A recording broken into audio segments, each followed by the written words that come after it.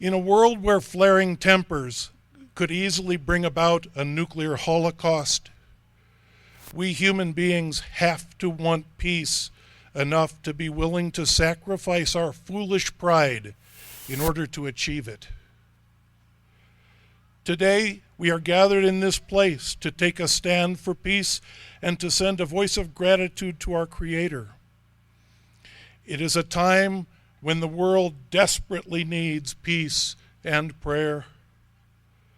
We in the United States find ourselves threatened by groups from ISIS, Iran, Al-Qaeda, Boko Haram, and others who have declared themselves to be our mortal enemies and are seeking to destroy us. A psychologist named Abraham Maslow said that when your only tool is a hammer, then all of your problems begin to look like nails. In the United States, our military seems to be the only tool that our government knows how to use, and even though it is by far the most powerful and well-funded military on earth, it is only minimally effective against violent ideologies that can cross our borders at the speed of light. Another psychologist named Carl Rogers taught that each of us does the very best that we can with the tools at our disposal. This teaches us to look with neither judgment nor condemnation and to conclude that we desperately need a new set of tools. There is a tool that can overcome the ideologies that threaten us, but it is a double-edged weapon, and it cuts both ways. That weapon is the truth. I'd like to employ a metaphor, a representation to help explain. Here then is the mirror of truth. But first, though, let me explain how this does not work.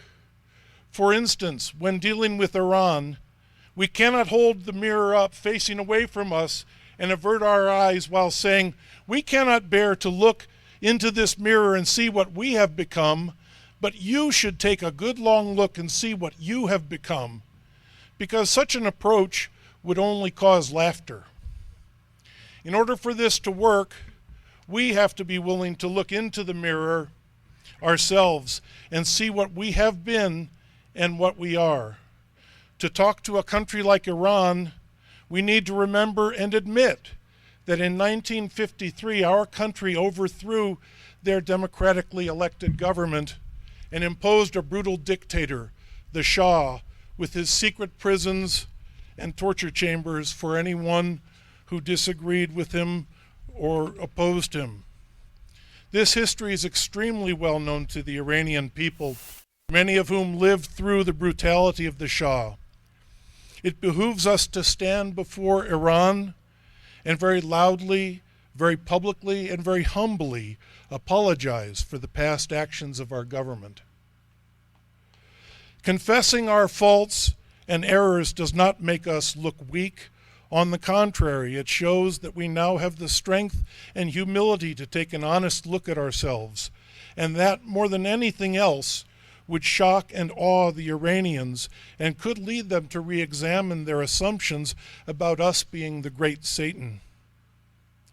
But taking an honest look at our nation sadly reveals much more than the overthrow of Iran's legitimate government and the backing of other dictatorships. We see our national shortcomings, from manifest destiny and slavery to environmental destruction and allowing obscene wealth and unbridled greed to corrupt our political system. Some of you may think that my intent is to bash America, but that is not the case. The vast majority of Americans are kind, generous, open-hearted people. Some 200 years ago, we established a government that derived its authority to govern from the consent of the governed. In the United States of America, we the people are the sovereign.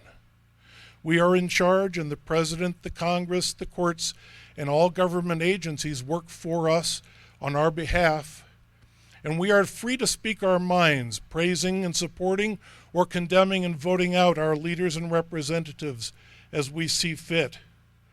Speaking truth to power isn't simply permitted in the United States of America. It's how politicians come to know what is expected of them if they wish to remain in office. When the people unite and speak loud and clear, the politicians wake up, become very nervous, and try to step to the front of the parade to carry the banner that the people made.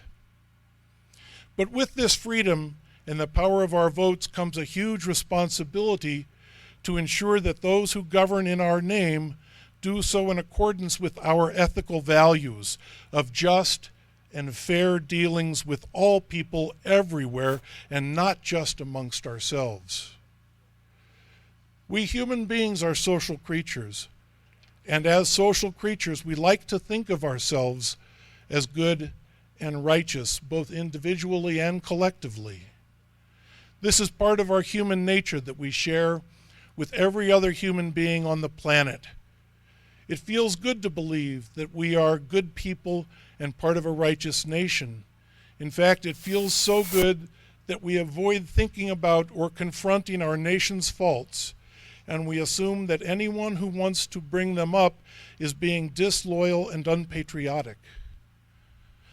But pretending our nation's faults don't exist, in addition to allowing these faults to fester and grow worse, separates us from reality and places us in a collective delusion that threatens any chance we may have of achieving peace. To bring about peace, we must be ready to lose the pleasant dream of our righteousness and sanctity and embrace and forgive our flawed but all too human nature. Understanding our situation only seems difficult because we find ourselves on one side.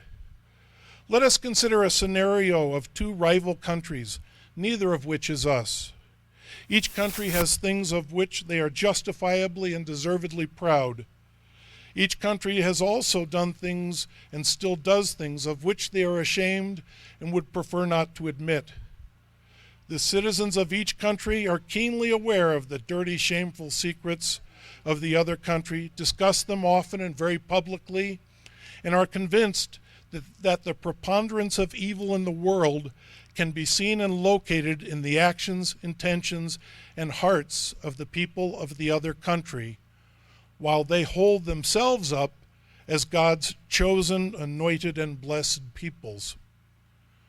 The more convinced each country becomes of its righteousness, the more belligerent, bellicose, and threatening they become towards the other country.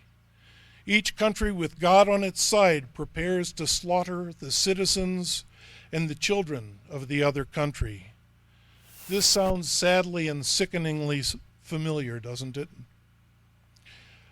Letting go of our delusions of righteousness may also protect us, and especially our children, from becoming indoctrinated by ISIS or other cults. People, especially young people, quite naturally go through a developmental stage of questioning the wisdom and assumptions that they learn from their parents and from society. This is a process known as individuation. They are becoming individuals in their own right, and teachings that they previously accepted without questioning are deeply thought about and questioned. During this time of questioning, young people are open to learning that their country has deep flaws that they had previously been taught to ignore and never think about. Their eyes are opened.